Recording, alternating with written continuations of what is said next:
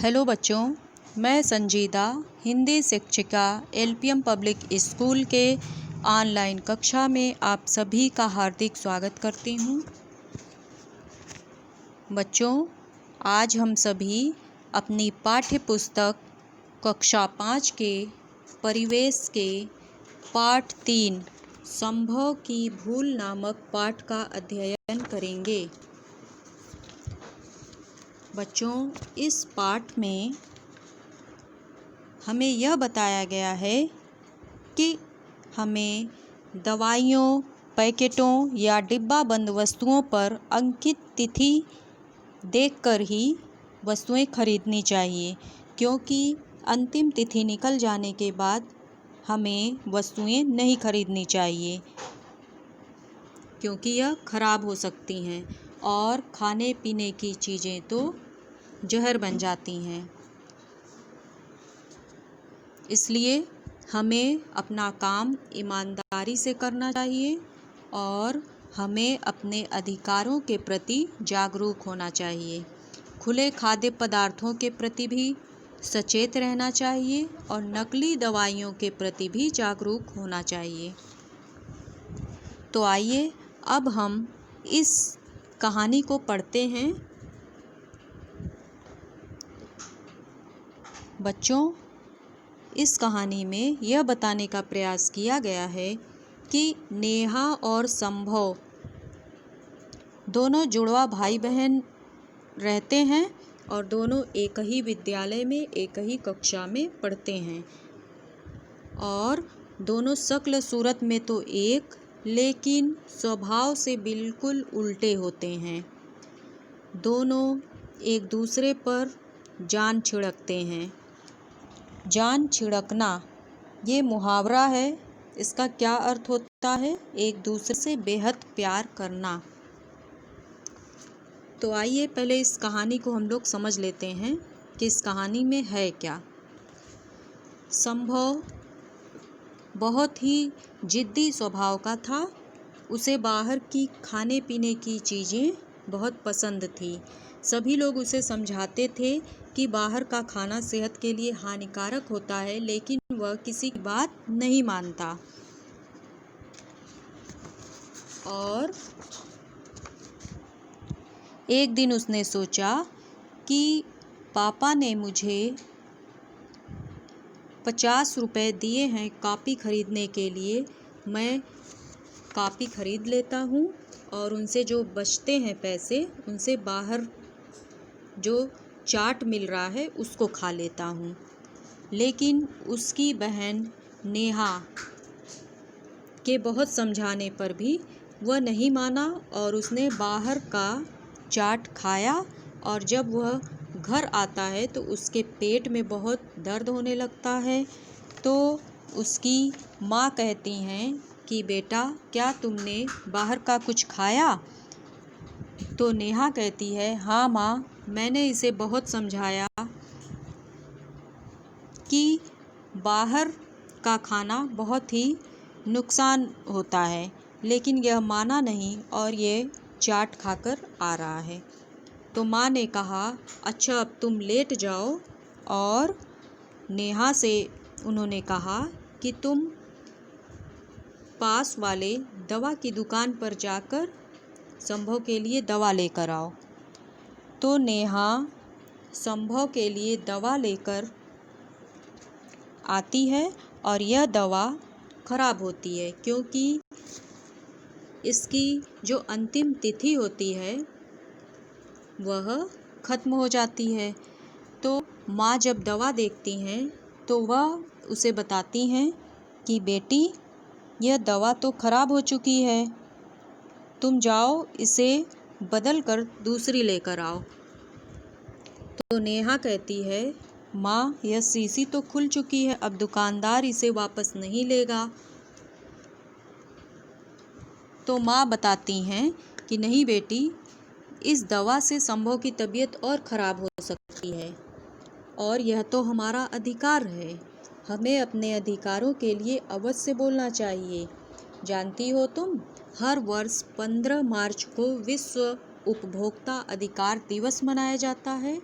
सन 1986 में सरकार ने उपभोक्ता संरक्षण अधिनियम नामक एक कानून भी पास किया था। नेहा बोली, हाँ माँ, आप बिल्कुल ठीक कह रही हैं।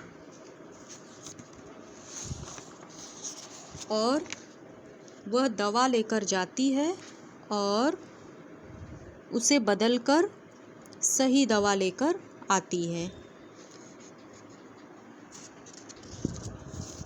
दुकानदार बोलता है कि ये दवाई तो मैंने नहीं बनाई, इसकी जिम्मेदारी कंपनी की है, मैं जहर तो बेचूंगा नहीं। लेकिन जब नेहा उसे डांटती है कि दवाई तो आपने बनाई नहीं, लेकिन आप बेच तो रहे हैं, इसकी शिकायत हम करेंगे, तब दुकानदार घबरा जाता है और गिड़गिड़ाकर उससे माफ़ी मांगता है और कहता है कि अब मैं गलती कभी नहीं करूँगा। और अगले ही दिन वह उपभोक्ता के अधिकारों का बोर्ड लगवा देता है ताकि सभी लोग जागृत हो सकें। और तभी नेहा जब दवा लेकर आती है तो संभव उस दवा को खाता है और कुछ ही देर में संभव को आराम मिल जाता है और उसे भी अपनी गलती का एहसास हो जाता है। तो इस कहानी से हमें यही शिक्षा मिलती है कि हमें अपने अधिकारों के प्रति जागरूक होना चाहिए, खुले खाद्य पदार्थों को नहीं खरीदना चाहिए, नकली दवाइयाँ लेने से भी बचना चाहिए।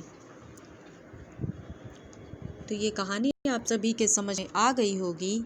आइए अब थोड़ा थोड़ा करके इसे समझते हैं।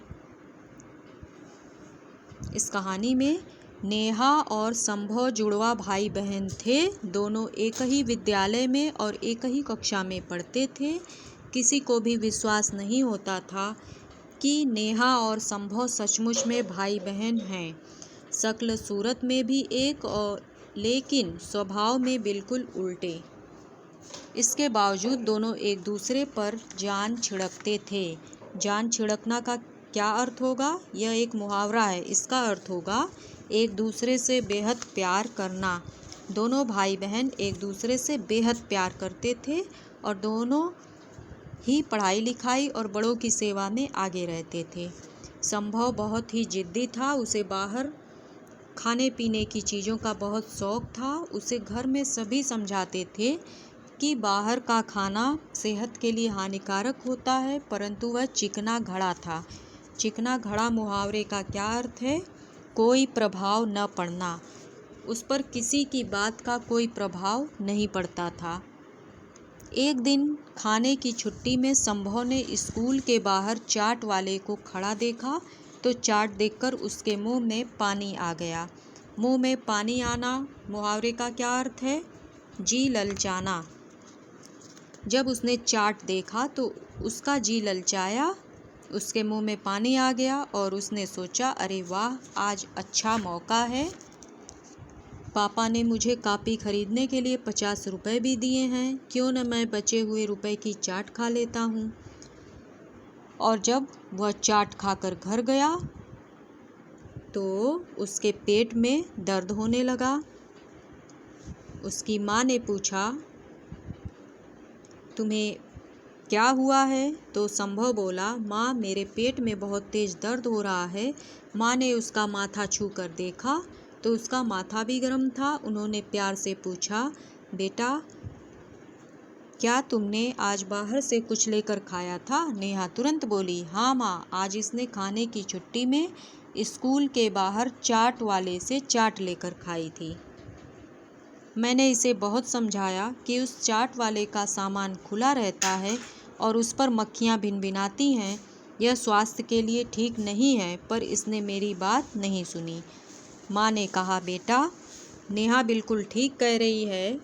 तुमने देखा ना उस चाट को खाने का परिणाम। चलो अब आराम करो, मैं दवाई मंगवाती हूँ। इसके बाद माँ दवाई मंगवाती हैं।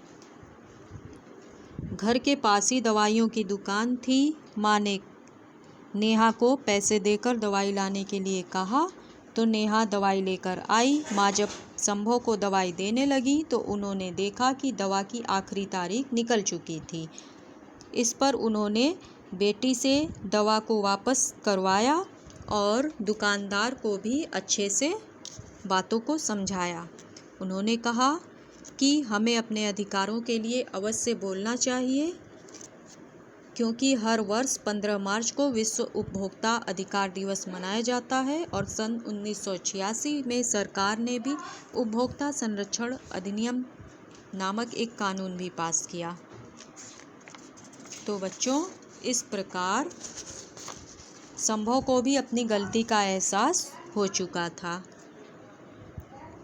तो इस पाठ का क्या उद्देश्य है? हमें ईमानदारी से हर काम को करना चाहिए और अपने अधिकारों के प्रति जागरूक होना चाहिए।